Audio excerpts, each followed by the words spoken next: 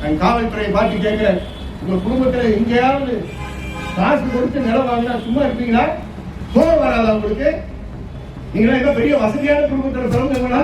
நீங்களும் நானும் ஒரே மாதிரி குடும்பத்துல பிறந்தவர்கள். முல்லை நகர் மக்களுக்கு குடியிருப்பு பாதுகாப்பு அரசு ஒரு ஆணையிட்டு இருக்கிறது 1979. நான் ஏதோ பொய் சொல்லிட்டு இருக்கேன்னா பார்க்காதீங்க, நீதிமன்றத்திலே கொடுத்திருக்கக்கூடிய பேப்பரை உங்க முன்னாடி நிப்பாட்டி சொல்றேன். 9/1988 மறுபடியும் இன்னொரு ஜியோ போட்டு இது போன்று இருக்கக்கூடிய பகுதிகளில் அரசு இவர்களுக்கு முறையாக இந்த இடத்தை கொடுப்பதற்கு போட்ட ஆணை தான் 88 போட்ட ஆணை. இந்த 88 போட்ட ஆணை படி வெவ்வேறு பகுதிகளில் முல்லை நகர் மட்டும் கிடையாது.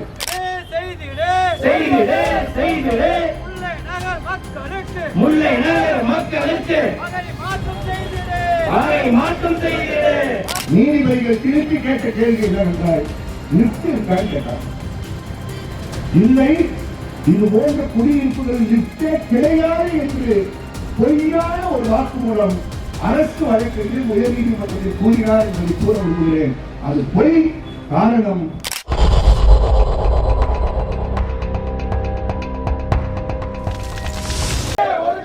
நீதிமன்றத்தை காரணம் காட்டி மக்களை ஒதுக்காதே.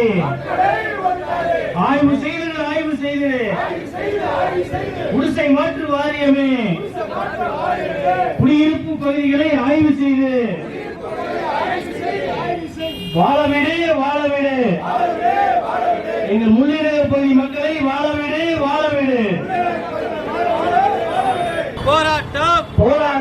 போராட்டம் முல்லை நகர் மக்களுக்காக உரிமை பாதுகாப்பு ஈர்ப்பு போராட்டம் மாவட்ட நிர்வாகமே செய்திடு முல்லை நகர் மக்களுக்கு மாற்றம் செய்திடு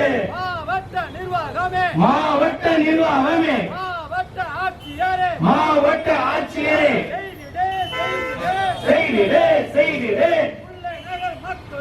முல்லை நகர் மக்களுக்கு குடியிருப்பு பாதுகாப்பு செய்திடு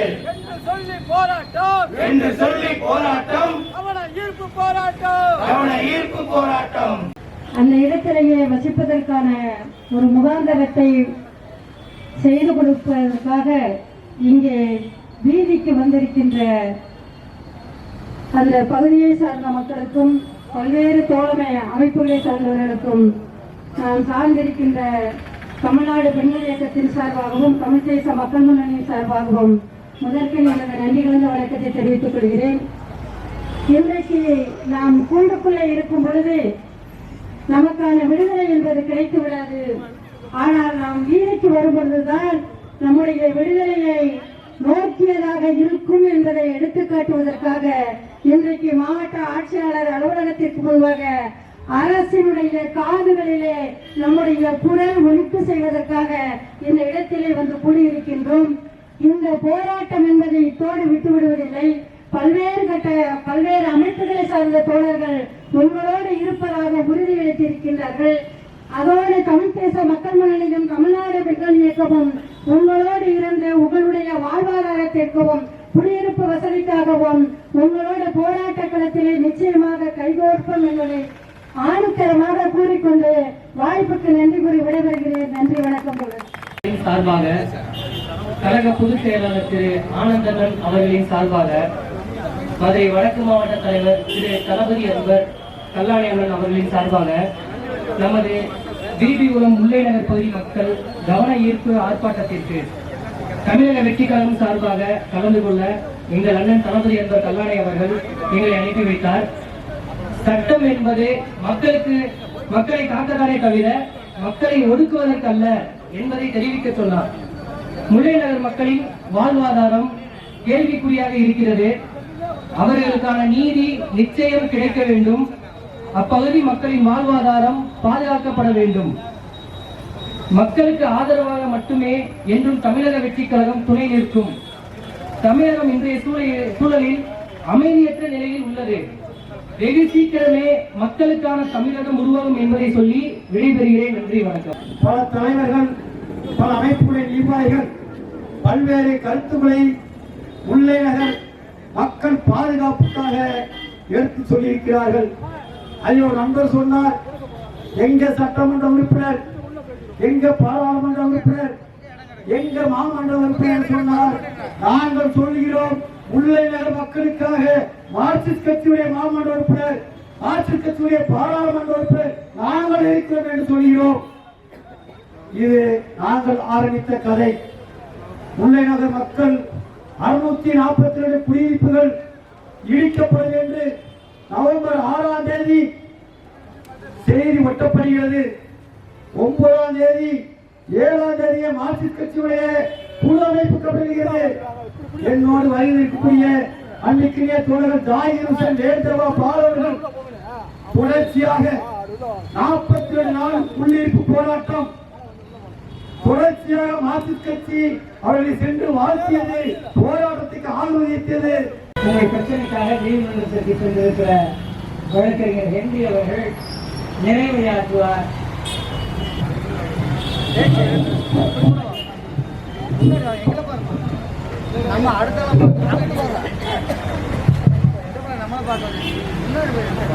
முல்லை நகர் குடியிருப்போர் நல சங்கத்தினுடைய தலைவர், மதிப்பிற்கும் மரியாதைக்குரிய திரு ஜெயபால் அவர்களே, அவருடன் இணைந்து பணியாற்றிக் கொண்டிருக்கக்கூடிய அனைத்து பொறுப்பாளர்களே,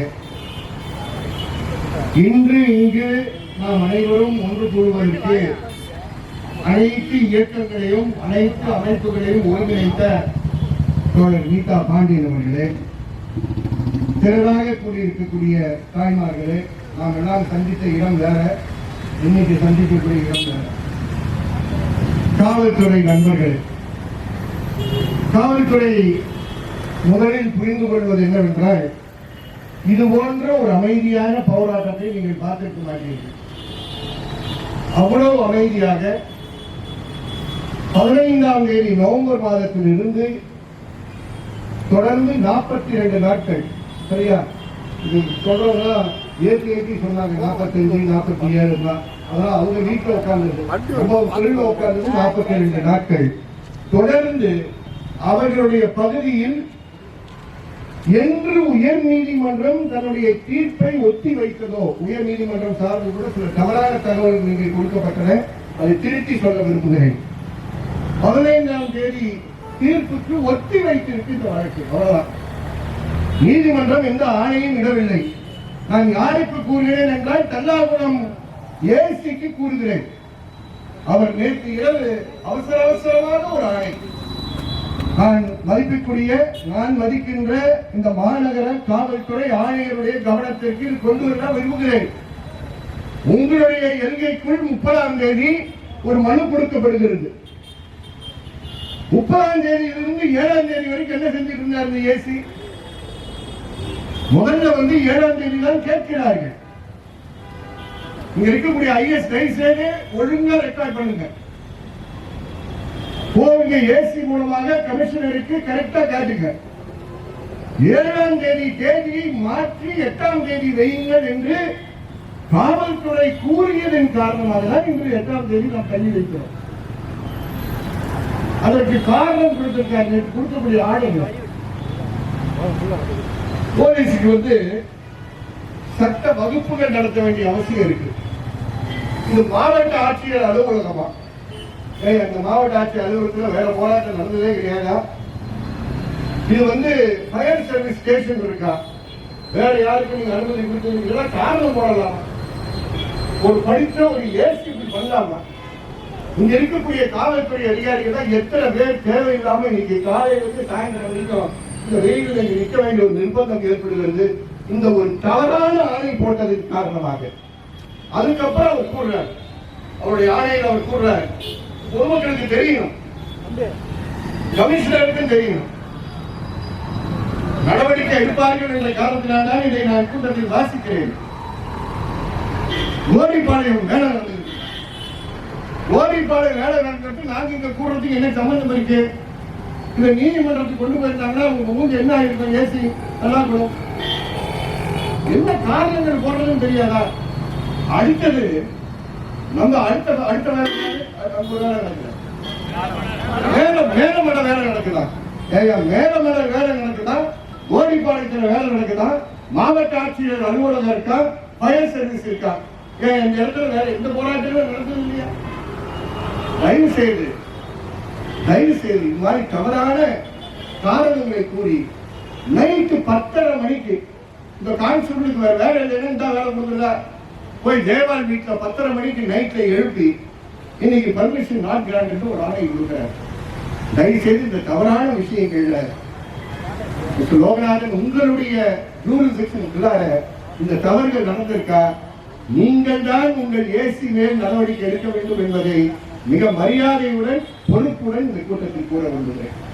எங்களுக்கு அமைதியாக பாதுகாப்பு கொடுத்த காவல்துறை அதிகாரிகள் அனைவருக்கும் நன்றி கூற தெரிவித்திருக்கிறேன். ஆனால் நாங்களும் உங்களுடன் ஒத்துழைத்திருக்கிறோம். இது ஒரு வாழ்வாதார பிரச்சனை. உங்கள் குடும்பங்களை சார்ந்தவர்கள் இதே சூழலில் இருக்கிறார்கள் என்று மறந்து விடாதீர்கள். வேறு யாரும் கிடையாது. இவரெல்லாம் சுமார் 70 ஆண்டுகள் அந்த பகுதியில் தங்கியவர்கள். நான் ஏதோ கட்சிக்காரன் என்று நினைக்காதீர்கள். 2018ஆம் ஆண்டு இந்த வழக்கு உயர் நீதிமன்றத்தில் முடிந்தது. முடியும் போது வேறு ஆட்சி, மறந்துடாதீங்க, வேறு ஆட்சி. அந்த ஆட்சியின் கீழ் இன்று ஏஏஜியா இருக்கக்கூடிய மதிப்பிற்குரிய வீரக்கதிரவன் அவர்கள் மதுரையில் நீர்நிலை சார்ந்து ஒரு நடவடிக்கை எடுக்கிறார். நீதிமன்றத்தில் நியமனம் செய்யப்படுகிறார். அப்பொழுது அந்த பின்னணியில் முல்லை நகர் குறிவைக்கப்பட்ட ஒரு பகுதியாக மாறியது. 2018 வந்த ஆர்டர், ஏதோ நேற்று இன்னைக்கு சமாச்சாரம் கிடையாது. 2019-20 மதுரையில் இருக்கக்கூடிய லேடிகோ கல்லூரியை சார்ந்த மாணவிகள், கரெக்டா? பாத்திமா கல்லூரியை சார்ந்த மாணவிகள், இவர்கள் எல்லாம் நாங்கள் அங்கே இந்த பகுதிக்கு அனுப்பி ஒவ்வொரு வீடாக ஏறி இறங்கி ஒவ்வொரு வீடும் யார் யார் குத்தகைதாரர், யார் தெலுங்கு, யார் ஓனர் என்று எல்லாம் தொகுத்து வைத்து அந்த தொகுப்பை உயர் நீதிமன்றத்தில் 2023 அவர்கள் ரிவ்யூ பெட்டிஷன் போடும்போது, உச்ச நீதிமன்றத்துக்கு சென்று ரிவ்யூ பெட்டிஷன் போடும்போது இவங்க எல்லாமே யாருமே ஓனர்ஸ் கிடையாது, எல்லாமே குத்தகைதாரர் என்று கூறினார்களே, அது தவறு தவறு தவறு என்று உயர் நீதிமன்றத்தில் கூறினோம். உயர் நீதிமன்றத்தில் சொல்லுகின்ற விஷயங்கள் எல்லாம் உண்மையாக மாறாது. ஆனால் பகுதியில் இருந்து தொகுப்பு வாங்கி அனைத்து தகவல்களையும் உயர் நீதிமன்றத்தில் 2023 கொடுத்து அதன் விளைவாக மாற்று இடங்களை பாருங்கள் என்று மட்டும்தான் ஆகஸ்ட் 23 உயர் நீதிமன்றம் கூறியது. ரெவென்யூ துறை சார்பாக யாராவது குறிப்பிட்டிருந்தீங்கன்னா மதிப்பிற்குரிய மாவட்ட ஆட்சித்தலைவர் சங்கீதாவுடைய காதில் இதை போய் ஏற்றுங்கள். மதிப்பிற்குரிய ஆர்டிஓடைய காதில் இது ஏற்றுங்கள். இது 2023 கொண்டு வரப்பட்ட ஒரு ஆணை. ஆகஸ்ட் மாதத்தில் ஆகஸ்ட் 23 கொண்டு வரப்பட்ட அந்த ஆணைக்கு பிறகு எந்த நடவடிக்கையும் எந்த துறையும் எடுக்கவில்லை என்பதுதான் யதார்த்தம். ஏன் உண்மையை சொல்லுகிறேன், இந்த பகுதிக்கு மட்டும் ஒரு நபர் காணாம போயிட்டார். இதுவரைக்கும் பேசுற அரசியல்வாதிகள் அதை பத்தி பேசுற, நானும் பேசாமல் போய்விட்டேன் என்றால் எனக்கு மரியாதை குறைந்துவிடும் என்ற காரணத்தினால் சொல்கிறேன். வாக்கெடுப்பதற்கென்று இந்த பகுதிக்கு வருகை புரிந்த மதிப்பிற்குரிய சட்டமன்ற உறுப்பினர் இந்த கடந்த 2 ஆண்டுகளாக இந்த பகுதியிலிருந்து காணாமல் போய்விட்டார் என்ற குற்றச்சாட்டை நான் வைக்க விரும்புகிறேன். இன்று அவர் சட்டமன்றத்தில் இருப்பார். இந்த பகுதியினுடைய சட்டமன்ற உறுப்பினர் இந்த பகுதிக்கு வருவதற்கு கூட தைரியம் இல்லை என்றால், வாக்கு வாங்குவதற்காக வந்த சட்டமன்ற உறுப்பினர், வாக்கு வாங்குவதற்காக இருக்க சட்டமன்ற உறுப்பினர் மட்டுமல்ல, ஆளும் கட்சியினுடைய மாவட்ட செயலாளர் இந்த பகுதிக்கு வருவதற்கு ஏன் தயங்குகிறார்? இதுதான் கேள்வி. 2023 இருந்து 2024 வரைக்கும் யாரும் நடவடிக்கை எடுக்கவில்லை. நீங்கள் எல்லாம் கேட்கிறீர்கள், இது ஒரு நீர்நிலை நீர்நிலை நீர்நிலை என்று. நீங்களா அன்புடன் சொன்னீங்க உயர் நீதிமன்ற வழக்கறிஞர் நீதிபதிகள் இந்த பகுதிக்கு வரணும்னு. உயர் நீதிமன்ற நீதிபதிகள் தாமிரபரணியை போய் பார்க்கிறார்கள். உயர் நீதிமன்ற நீதிபதிகள் நீதிபதிகளை பற்றி விமர்சனம் செய்வது தவறில்லை என்று இந்த பெஞ்சில் இருக்கக்கூடிய நீதிபதியே சில நாட்களுக்கு முன்பு திருச்சியில் நடந்த ஒரு நிகழ்ச்சியை கூறியிருக்கிறார் என்ற அந்த பின்னணியில் கூறுகிறேன். வேதமடையை போய் அவர்கள் பார்க்கிறார்கள். தயவு செய்து நீங்கள் முல்லை நகருக்கு மட்டும் வந்திருந்தீர்கள் என்றால் உங்கள் நீதிமன்றத்தில் அரசின் சார்பாக கூறிய பல விஷயங்கள் உண்மைக்கு புறம்பானது என்பது உங்களுக்கு தெரியும். நீங்கள் சென்றிருந்தீர்களா? கண்டிப்பாக தெரியும். வருத்தம் உங்களுக்கு அது போன்ற ஒரு வாய்ப்பு கிடைக்கவில்லை. நான் அமைதியாக நீதிமன்றத்தில் கேட்டேன், தயவு செய்து நீங்க 2 பேரும் யார்கிட்டையும் சொல்லாம காவல்துறைக்கெல்லாம் தெரியாம நீங்கள் சாதாரண மக்கள் போல் ஒரு வேட்டையை கட்டிட்டு நீங்க அந்த பகுதிக்கு போட்டீங்கன்னா உண்மை என்னவென்பது தெரியும். இது ஒரு காலத்தில் நீர்நிலை, அந்த நீர்நிலைக்கு உள்ளே தண்ணி வருவதற்கு வாய்க்கால் இருக்கும், அந்த நீர்நிலையிலிருந்து தண்ணி வெளியே செல்வதற்கு வாய்க்கால் இருக்கும். இந்த நீர்நிலையில் உள்ளே வருகின்ற தண்ணீர் வருகின்ற வாய்க்கால் அனைத்தும் 2 வாய்க்கால் 3 வாய்க்கால் முழுமையாக மூடப்பட்டு கான்கிரீட் போடப்பட்டு இந்த பகுதியில் வருகின்ற ஒரு கால்வாய் ஒரு கோவிலை தாண்டி வருகிறது. அந்த கோவிலுக்கு பேரு ஓட கருப்பசாமி. தலைவர் தலைவரையா பேசக்கூடாது. அந்த சாமிக்கு பேரே ஓட கருப்பசாமி. ஓட இருந்ததுனாலே அவருக்கு ஓட கருப்பசாமின்னு பேர் வச்சோம். கருப்புசாமி இருக்காரு, ஓட கிடையாது. தலைவர் ஓட கருப்புசாமி கோயில் பேர் காரணம் ஓடை அந்த கோவிலை விட்டு வந்தது. இப்ப அனைத்து ஓடைகளும் கம்ப்ளீட்டா கான்கிரீட் போட்டு மூடிவிட்டு இந்த நீர்நிலை என்று சொல்லுகின்ற பகுதியில் சாக்கடை நீர் மட்டும் கூடியிருக்கக்கூடிய ஒரு இடம். வேற இடத்துல போக முடியாத சாக்கடை நீர் தான் அங்க வருது. இந்த சாக்கடை நீர்னால நீங்க பிரச்சனையே. நவம்பர் மாசம் பெய்த மழை இல்லை, நவம்பர் மாசம் 24 பெய்த மழை இல்லை, சாரி அக்டோபர் மாசம் பெய்த மழை இல்லை. அந்த சாக்கடை நீர் கூழ்ந்த இடத்துல அந்த சாக்கடை நீர் மழை நீரோட கலந்த பிற்பாடு அந்த நீர் வெளியே செல்வதற்கு இடமில்லை என்ற காரணத்தினால் அங்கே தண்ணீர் தேங்கி நிற்க வேண்டிய ஒரு சூழலும் ரோட்டிற்கு வர வேண்டிய ஒரு சூழலும் வரும்பொழுது இந்த நேரத்தில் மட்டும்தான் நம்ம உயர் அதிகாரிகள் செயல்படுவார்கள். வேகமாக வந்தாங்க, அந்த ரோட் ஓரத்தில் ஒரு கனவை கட்டினாங்க, கட்டி நிற்கக்கூடிய தண்ணீர் அனுப்புனாங்க. எங்க மாவட்ட ஆட்சித் தலைவருடைய கழுத்தில் கத்தி விழும் என்ற பயத்தில் உடனடியாக இந்த பகுதியில் இருக்கக்கூடிய ஒவ்வொரு வீட்டுக்கும் நோட்டீஸ் கதவுல ஒட்டி நீங்கள் 15ஆம் தேதிக்குள்ளார காலி பண்ணணும்னு சொன்னாங்க. இது எந்த விதத்திலே நியாயம்? நான் திமுக ஆட்சியில் பொறுப்பாக இருக்கக்கூடிய அனைவரையும் கேட்கிறேன், இது எந்த விதத்திலே நியாயம்?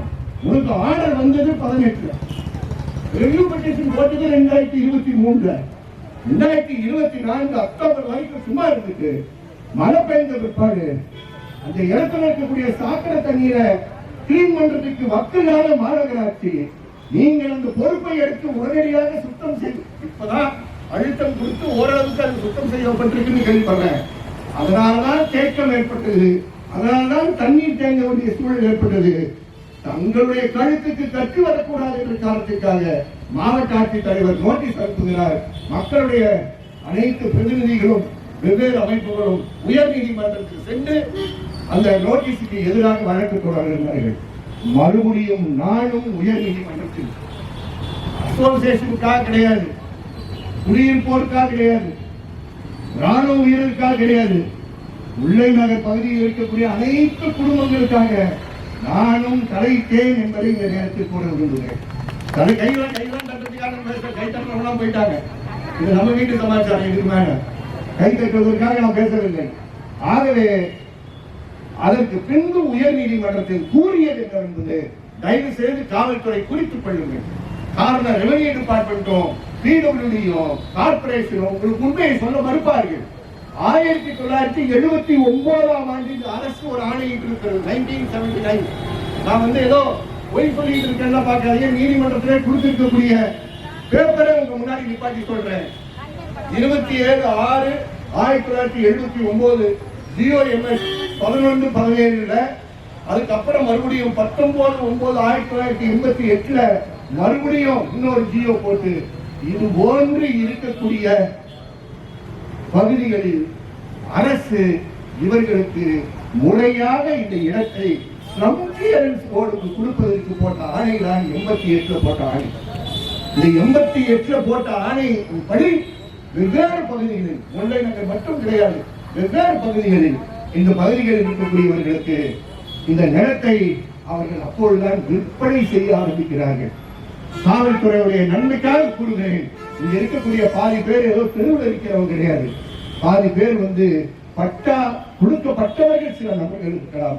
மற்றபடி ஹவுசிங் போர்டு நிலத்தை வாங்கியவர்கள் இங்கே இருக்கிறார்கள், அவர்களுக்கு கட்டணம் செலுத்தியவர்கள் இருக்கிறார்கள். நான் காவல்துறையை பார்த்து கேட்கிறேன், உங்க குடும்பத்தில் எங்கேயாவது காசு கொடுத்து நிலம் வாங்கினா சும்மா இருப்பீங்களா? கோபம் வராதா உங்களுக்கு? நீங்களா என்ன பெரிய வசதியான குடும்பத்தில் பிறந்தவங்களா? நீங்களும் நானும் ஒரே மாதிரி குடும்பத்தில் பிறந்தவர்கள். அது போன்ற கடுமையான சூழலில் அவர்கள் அந்த நிலத்தை ஸ்லம் கிளியரன்ஸ் போர்டு வாங்கியிருக்காங்க, அரசு ஆணையின்படி வாங்கியிருக்காங்க என்பதை கூறாங்க. அதுக்கப்புறம் வெவ்வேறு ஸ்லம் கிளியரன்ஸ் போர்டு வளர்ச்சிக்காக உலக வங்கியில் லோன் எடுப்பதற்காக உலக வங்கியிடம் லோன் வாங்கி இவர்கள் இந்த பகுதியில் இருக்கக்கூடியவர்களுக்கு மாற்று ஏற்பாடு செய்கிறார்கள். அந்த உலக வங்கியில் லோன் வாங்குவதற்காக கொடுக்கப்பட்டிருக்கக்கூடிய ஒரு அண்டர்டேக்கிங் தான் 2021 ஜனவரியில அவர்கள் ஒரு அண்டர்டேக்கிங் கொடுக்கிறாங்க. அப்ப சொல்றாங்க, இந்த பகுதியில் இருக்கக்கூடிய நபர்களுக்கு நாங்கள் அவர்களை வெளியேற்ற வேண்டும் என்றால், அவர்களை இந்த பகுதியிலிருந்து வெளியேற்ற வேண்டும் என்றால் அவர்களுக்கு என்ன மாற்று இடம் என்பதை ரீசெட்டில்மென்ட் பாலிசி நாங்கள் உருவாக்கிதான் இவர்களை திருத்துவோம் என்பதை நான் சொல்லவில்லை. இந்த ஆட்சியில் இருக்கக்கூடிய அரசு 2021 ஜனவரி மாதம் இதை கொண்டு வந்தது. அதனால் இதெல்லாம் உயர்நீதிமன்றத்தில் நாங்கள் மக்கள் சார்பாக மக்கள் கண்காணிப்பகம் உயர் நீதிமன்றத்தில் வைத்தது. நீதிபதிகள் அதை ஏற்றுக்கொண்டார்களா ஏற்றுக்கொள்ளவில்லையா என்று எனக்கு தெரியாது. யாரோ ஒரு கட்சிக்காரர் சொல்லிட்டு போனார், ஏதோ தற்காலிகமாக ஏதோ ஒரு ஆர்டர் வாங்கினாரு. அவர் எங்க வாங்கினாரு தெரியல, அவர் வீட்டு போர்ட்டெல்லாம் வாங்கியிருக்காரு. நான் நீதிமன்றத்தில் இருக்கோ அப்படின்னா ஒன்றும் ஆர்டர் வரவே இல்லை என்பதை கிடையாது கூற முடியும். வாதங்கள் மட்டும் வைத்திருக்கு.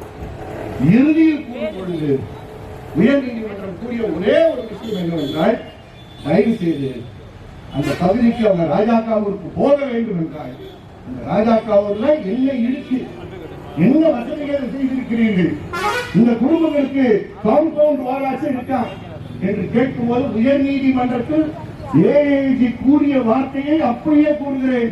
போய் உங்க வெப்ல போய் பாருங்க, வெப்காஸ்ட் இருக்கு, ரேஷன் கார்டு இருக்கு என்று கூறினார், டாஸ்மாக் கடை இருக்கு என்று கூறினார். ஏயா எங்களை பார்த்தா அவனுக்கு கேவலமா தெரியுதா? எங்க வீட்டை காலி பண்ணி சொன்னா என்ன வசதி இருக்கு நீதிமன்றத்தில் கேட்கிறாங்க 2 நீதிபதிகள். அந்த 2 நீதிபதிகள்கிட்ட கூறிய பதில், அங்க டாஸ்மாக் கடை இருக்கு, ரேஷன் கடை இருக்கு என்று. நீதிபதிகள் திருப்பி கேட்ட கேள்வி என்னவென்றால், லிப்ட் இருக்கான்னு கேட்டாங்க. இல்லை, இது போன்ற குடியிருப்புகள் லிப்டே கிடையாது என்று பொய்யான ஒரு வாக்குமூலம் அரசு வழக்கறிஞர் உயர் நீதிமன்றத்தில் கூறினார் என்பதை கூற விரும்புகிறேன். அது பொய். காரணம், இதே அர்பன் டெவலப்மெண்ட் கன்ஸ்ட்ரக்ஷன்ஸ் மற்ற இடங்களில் லிப்டுக்கான ஏற்பாடு இருக்கு என்பதை இந்த நேரத்தில் கூற வேண்டும். அதுக்காக வேணாம் போனோம், அங்க லிப்ட்ல ஏறி இறங்கணும் நான் சொல்லவே இல்லை. இந்த இடம் வகை மாற்றம் செய்யப்படாமல் தீர்வுக்கு நிரந்தர தீர்வு கிடையாது. இது உச்ச நீதிமன்றத்துக்கும் உயர் நீதிமன்றத்துக்கும் போய் விளையாடுவோம்னா ஆண்டு கணக்காக கொண்டு செல்வதற்கு நான் தயார் என்பதை இந்த நேரத்தில் கூற விரும்புகிறேன். மக்கள் சார்பாக கூற விரும்புகிறேன். உங்களிடம் உச்ச நீதிமன்றத்திற்கு நாங்கள் பயணம் செய்ய எப்பொழுதும் தயார். ஆனால் அது தேவையில்லை, தேவையில்லை, தேவையில்லை. நாம் நீதியை இது போன்ற போராட்டங்களின் மூலமாக எந்த சட்டமன்ற உறுப்பினர்கள் நம்முடைய பகுதிக்கு வர மறுக்கிறார்களோ அவர்களை நேரடியாக சட்டமன்றத்தில் பிரச்சனையை கொண்டு சென்று மாண்புமிகு முதலமைச்சருடைய கவனத்திற்கு அவர்களுக்கு ஆதரவாக இருக்கக்கூடிய அனைத்து கட்சிகளும் பேசினார்களே, அவர்கள் அடுத்த சில நாட்களில் அவர்கள் பேசி இதை தயவு செய்து பேச்சுவார்த்தையின் மூலமாக வகை மாற்றம் செய்து முடித்துக் கொடுக்க வேண்டும் என்ற கோரிக்கையை நான் வலியுறுத்தி இந்த நேரத்தில் கேட்கிறேன். எல்லா தீர்வுகளும் நீதிமன்றத்தில் கிடைக்காது, எல்லா நீதியும் நீதிமன்றத்தில் கிடைக்காது. நீதிமன்றத்தில் நீதி கிடைக்காது, நீதிமன்றத்தில் தீர்ப்புகள் தான் கிடைக்கும். அந்த தீர்ப்புகளை வைத்து அதுக்கப்புறம் நீதி கிடைக்குமா கிடைக்க வேண்டாம் பார்க்கணும். அது யாருக்கு இருந்தாலும் சரி, அது போலீஸ் நீங்க போனாலும் தீர்ப்பு தான் வாங்க முடியும், நீதி வாங்க முடியாது. நீதி பெறுவதற்கு பேச்சுவார்த்தையின் மூலமாக செய்யுங்கள். நீங்கள் எப்படி புதுக்குளம் கண்மாய்